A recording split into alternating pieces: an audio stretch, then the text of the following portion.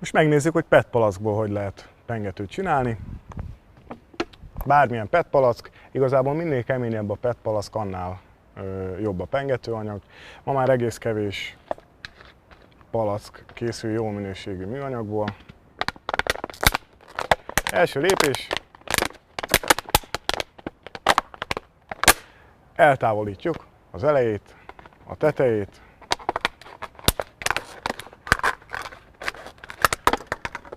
És az alját.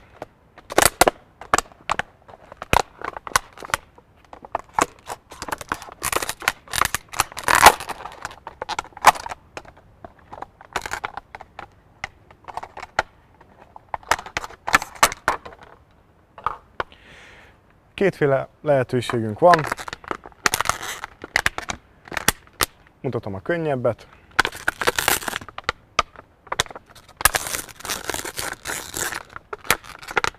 Fogjuk a palackot, és elkezdjük vágni a pengetőt.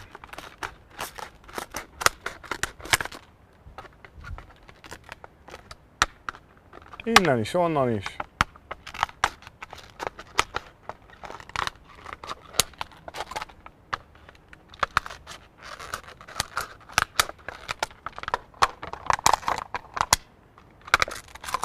Szikkével is vághatunk.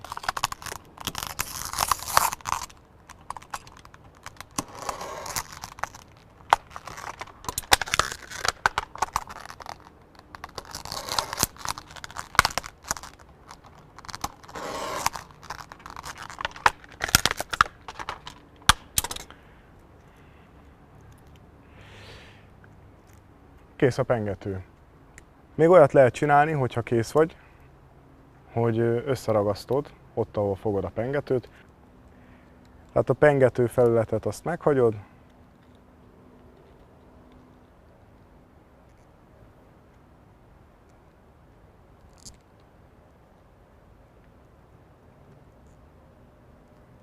párszor áttekered,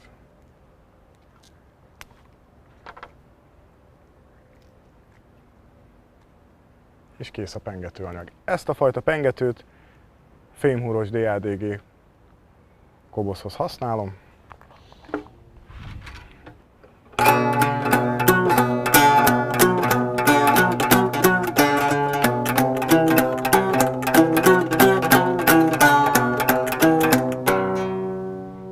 Ez jobban csattog, mint a műanyag. Ez volt az egyik lehetőség. A másik lehetőség, hogy ebből is csinálunk egy lapot.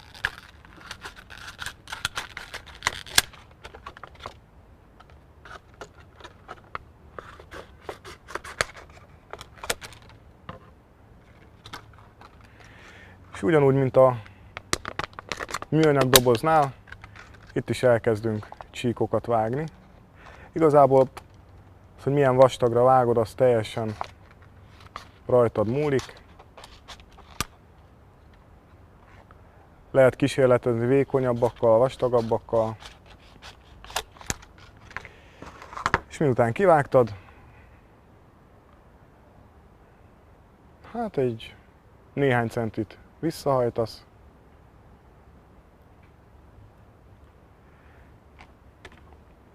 és mondjuk most celluxal összeragasztom.